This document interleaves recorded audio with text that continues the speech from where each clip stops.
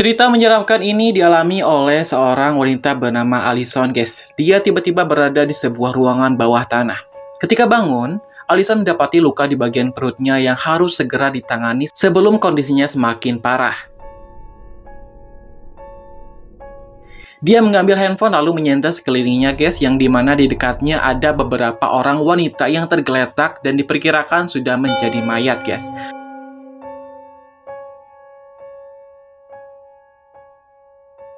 Alison mencoba menghubungi kenalannya, tapi karena tidak ada sinyal, Alison tidak bisa menceritakan keberadaannya untuk minta tolong.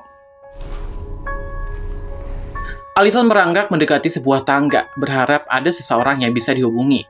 Namun sesampainya di sana, HP-nya tiba-tiba mati. Tak lama kemudian, terdengar langkah kaki seseorang datang ke sana, guys. Tidak mau hal buruk terjadi, Alison terpaksa merangkak kembali ke posisinya dan berpura-pura mati, guys.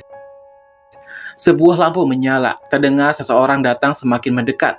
Dia seorang pria berbadan besar yang diduga merupakan seorang penculik dan pembunuh mayat-mayat itu, guys.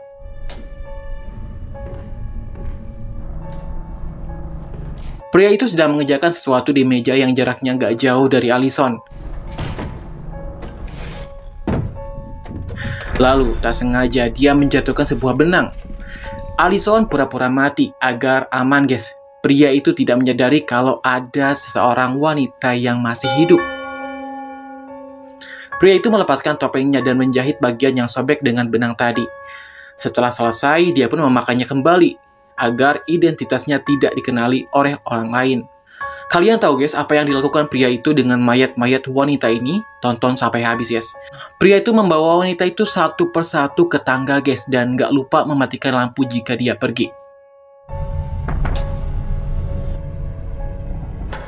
Di momen inilah Alison memanfaatkan waktu untuk melihat situasi sekitar supaya dia bisa kabur, guys. Pertama-tama, dia pergi ke meja dulu, mencari jarum untuk menjahit luka yang ada di perutnya, guys.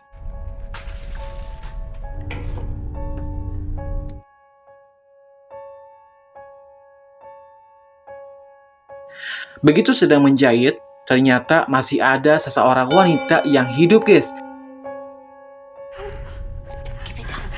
Alison menenangkannya supaya jangan berisik agar pembunuh itu tidak balik lagi ke sana. Wanita itu menanyakan keberadaannya, tetapi Alison tidak tahu persis posisinya di mana, di daerah mana. Alison mengaku diculik saat itu pulang bekerja, dan wanita itu juga mengaku diculik saat ia sedang di taman. Nama wanita itu adalah Emily. Emily juga mengalami luka di perutnya, dan itu harus segera diobati. Lalu Alison pun pergi sebentar untuk mencari sesuatu yang bisa mengobati luka Emily. Tetapi saat itu, tiba-tiba Emily pingsan.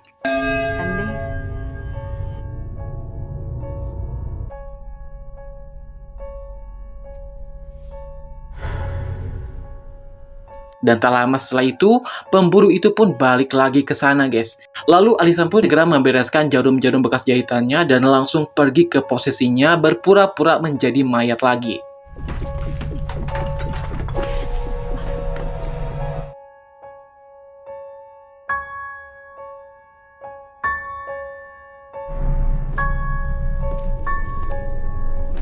Tetapi, guys, saat beres-beres itu, dia tidak menyadari kalau dia melupakan sesuatu, guys. Pembunuh itu pergi ke sana untuk mengambil mayat yang lain, dan begitu dia akan pergi ke tangga, dia menyadari ada cairan lem yang tumpah. Pria itu mengecek meja dan menemukan bekas jarum dan ada bercak darah di mana-mana. Lantas dia pun balik lagi dengan pisau berkarat yang sudah dipegangnya, memperhatikan satu demi satu mayat-mayat tersebut. Siapa di antara mereka yang masih hidup? Tebak, apakah dia selamat, guys? Begitu dia menatap mereka, tiba-tiba Emily bangun lagi, guys. Tidak basa-basi, pembunuh itu pun langsung mengkrek lehernya sampai Emily pun beneran tewas. Pembunuh itu menyangka cuma Emily yang masih hidup dan dia pun melanjutkan kembali membawa mayat-mayat itu. Alison bangun dan mendapati Emily sudah tewas. Dia gemetar, takut hal itu akan segera terjadi padanya.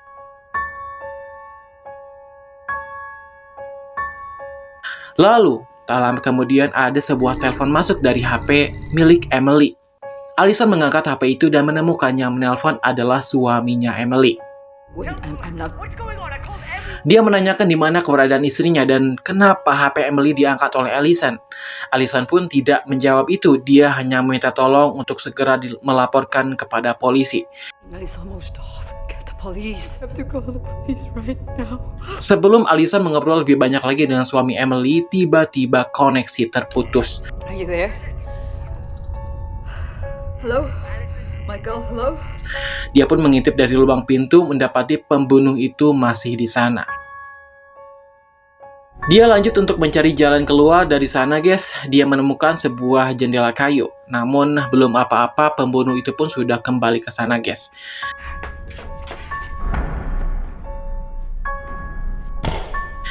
Mau gak mau, Allison pun segera kembali ke posisinya.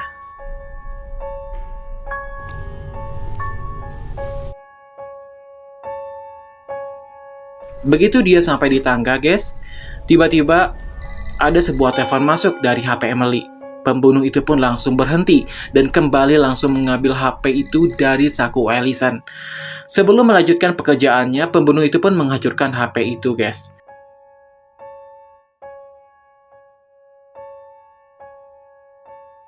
Setelah pria itu pergi, Allison memeriksa tas bawaan mayat perempuan yang satunya lagi dan menemukan sebuah coklat. Dia pun memakannya, lumayan guys, sekedar buat menambah tenaga. Dia memikirkan cara lain keluar dari sana, tapi tiba-tiba di belakangnya ada seseorang yang berseliweran. Dan tiba-tiba ternyata beruntung itu cuma mimpi buruk. Di meja itu Allison menemukan sebuah obeng, guys, di mana dia menggunakan obeng itu untuk membuka satu persatu baut yang ada pada jendela kayu itu. Begitu dia selesai dan berhasil melepaskan kayu itu, rupanya masih ada jendela besi yang kokoh di sana, guys. Padahal tinggal sedikit lagi Allison bisa kabur dari sana. Lalu pemburu itu pun datang lagi. Allison pun harus pura-pura mati lagi. Allison mencari waktu yang tepat untuk keluar dari sana. Tetapi saat itu adalah gilirannya dibawa, guys. Dia pun dipindahkan ke sebuah ruangan dan dibiarkan di sofa. Kalian tahu apa yang terjadi, guys? Rupanya mayat-mayat tadi dibawa ke sana. Begitu pembunuh itu memindahkan mayat lain, Allison mencari celah yang bisa digunakan untuk menemukan informasi tentang pria itu, guys. Namun tak lama pembunuh itu pun balik lagi ke sana. Allison kembali ke sofa, guys, dan disinilah Allison dibuka bajunya. Bukan buat aneh-aneh ya, guys, tapi Allison dipakaikan baju ganti rapih. Setelah diganti baju, Allison didandani, guys, lalu dipakaikan kacamata agar mirip seseorang di salah satu foto yang ditunjuk si pembunuh itu. Setelah itu, Allison dibawa ke sebuah meja makan di mana sudah berkumpul beberapa mayat wanita tadi yang juga sudah dipakaikan baju pengganti. Lalu, masih belum tahu apa yang dilakukan si pembunuh ini, dia menyalakan sebuah proyektor, guys, di mana isinya menunjukkan foto-foto kenalan si pembunuh itu. Tapi di sisi lain, berkat kacamata hitam yang dipakainya, Allison bisa melihat kondisi sekitar tanpa harus takut ketahuan, guys. Semua mayat wanita tadi dikumpulkan di meja itu dan sudah didandani dengan rapi. Tak lama, si pembunuh itu pun membawa sebuah air sirup yang dia siapkan untuk hidangan nanti. Begitu si pembunuh itu meninggalkan mereka, Allison langsung meminum air itu tanpa ada rasa ragu sedikit pun, karena dia sangat kehausan sekali. Di meja itu tiba-tiba si penculik membawa seorang nenek-nenek yang merupakan ibunya sendiri dengan kursi roda. Dilihat dari kondisinya, ibu ini memakai alat oksigen. Saat pria itu tidak ada, Allison membuka kacamatanya, guys. Si nenek melihat ke arahnya dan mengenali sosok Allison sebagai Helen. Rupanya si nenek ini sudah pikun, guys. Si nenek ini mulai mengelantur omongannya, guys. Tapi Allison hanya ingin tahu bagaimana cara keluar dari sana. Dari omongannya, si nenek ini sepertinya mengalami kenangan yang tidak mengenakan terhadap sosok wanita-wanita yang ada di hadapannya, guys. Dia menganggap semua orang yang ada di sana itu hidup dan memarahi mereka atas ketidaksukaannya terhadap wanita-wanita itu. Tak lama setelah itu, pembunuh itu pun datang lagi, membawa sebuah kue ulang tahun untuk sang ibu. Rupanya hari itu adalah perayaan ulang tahun ibunya, guys. Terlihat dari foto, si pembunuh ingin perayaan itu sama persis seperti foto itu, guys. Jika diteliti lagi, usia ibunya waktu itu hampir setara dengan wanita-wanita yang ada di foto, dan bisa jadi itu merupakan teman-teman sang ibu. You can start with Helen. Don't look well. Nenek itu mulai berbicara soal Helen. Lantas si pembunuh itu pun melihat bekas lipstik yang menempel di teko kacanya. Keringat Allison mulai mengucur. Dia tidak bisa berpura-pura lagi, guys. Allison langsung bangun dengan mengancam nyawa si nenek itu. Don't come any closer. He's pretending. Rupanya, asal-muasal masalah itu ketika dulu suami si nenek ini selingkuh dengan wanita lain. Namun teman-teman yang mengetahui itu malah membelanya, guys. Jadi itulah kenapa si nenek itu sangat membenci sahabat dekatnya sendiri.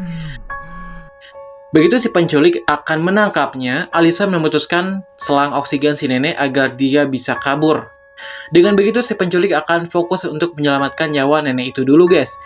Allison berusaha kabur dari rumah itu, tetapi semua akses keluar dikunci. Dia menggunakan cara lain, guys, dengan menelpon 911 menggunakan telepon rumah milik si pembunuh itu.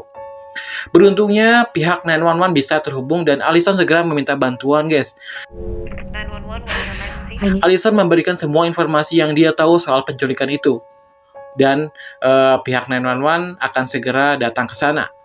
Tetapi tak lama tiba-tiba It's arrived. dari belakang Allison dibekap oleh pembunuh itu, guys. Allison mengambil sebuah pisau dan berhasil melepaskan diri darinya.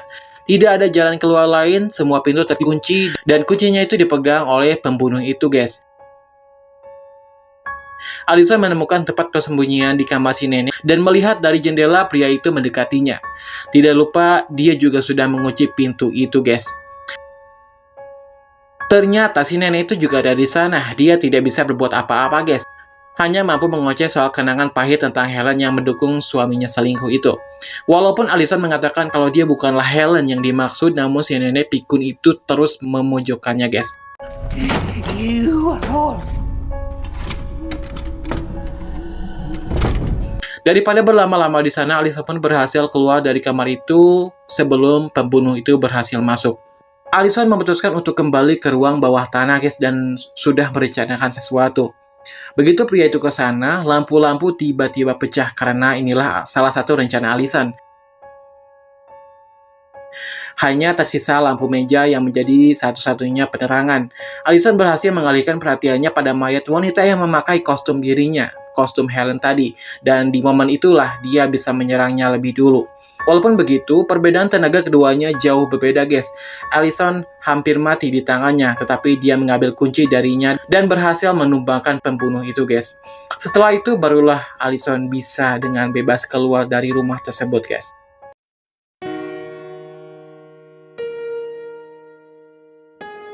Tenaganya terkuras habis, dia berjalan sempoyongan, semua kerja kerasnya tidak sia-sia, guys. Dan pada akhirnya Allison bisa menghirup kembali udara segar. Tetapi tak lama kemudian tiba-tiba sesuatu terjadi padanya.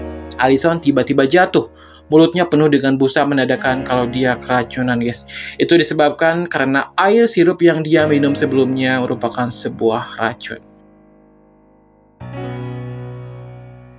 Sungguh malang nasib Allison sesaat bisa dengan bebas melenggang menghirup udara segar selamat dari pembunuh itu tanpa ada luka yang fatal, namun racun membunuhnya dari dalam, guys.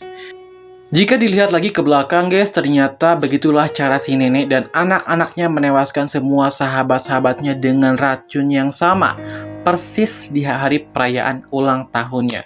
Film ini menyampaikan pesan bahwa perjuangan untuk bertahan hidup adalah naluri paling kuat dalam diri manusia, guys. Allison menunjukkan keberanian, kecerdikan, dan tekad luar biasa untuk melawan ketakutan dan keterbatasan demi kebebasannya. Tetapi, akhir ceritanya juga mengingatkan bahwa bahaya tidak selalu berakhir ketika kita merasa telah lolos. Hal sepele di saat genting dapat membawa konsekuensi yang fatal.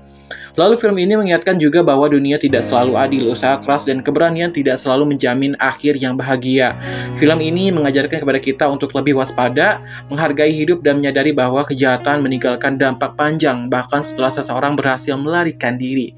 Di sisi lain, kisah ini juga menjadi kritik tentang kejahatan manusia dan pentingnya perlindungan serta kepedulian terhadap sesama. Oke, untuk itu terima kasih bagi yang sudah sampai di sini. Semoga film ini bermanfaat dan kalian terhibur guys. Saya Kang Suki pamit, sampai bertemu lagi di film berikutnya.